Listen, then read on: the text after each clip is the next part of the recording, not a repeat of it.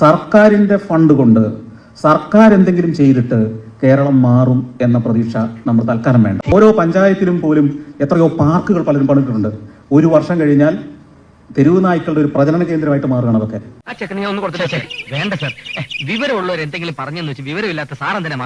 അവരടുത്ത 5 വർഷമേ മുമ്പിൽ കാണുന്നുള്ളൂ. അടുത്ത ഇലക്ഷന് ജയിക്കാൻ എന്ത് വേണമെന്ന് ഓരോ MLA ചിന്തിച്ചുകൊണ്ടിരിക്കുക. ഒരു പ്രയോജനവും നാടിനില്ലാത്ത കാര്യങ്ങൾക്കാണ് കാശ് കൂടുതൽ മുടങ്ങുന്നത്. ഈ പ്രതിഭാദാരിദ്ര്യമല്ലേ കേരളത്തിന്റെ പ്രശ്നം? അതൊക്കെ ഗോപാലകൃഷ്ണൻ ഒരു നമ്പറല്ലേ? ഇത് എന്റെ ഒരു നമ്പറാ. കളിക്കുന്നത് അതിൽ വേണ്ട തെണ്ടി. സ്റ്റേറ്റ് കാശില്ലെങ്കിൽ എന്ത് സംഭവിക്കും എന്നുള്ളത് നിങ്ങൾക്ക് അറിയാവുന്നല്ലേ. ഇപ്പൊ ഷാജഹാൻ എന്നൊരു ഭരണാധികാരി ഭാര്യയോടുള്ള പ്രണയം മൂത്ത് പണിത ഒരു താജ്മഹൽ എന്ന് പറഞ്ഞൊരു സാധനം ഇന്ന് പണിയാൻ തുടങ്ങിയിരുന്നെങ്കിൽ അവസ്ഥ ഒന്ന് ആലോചിച്ച് നോക്കിയാൽ ഷാജഹാന്റെ പൊടി പോലും കിട്ടുമായിരുന്നോ?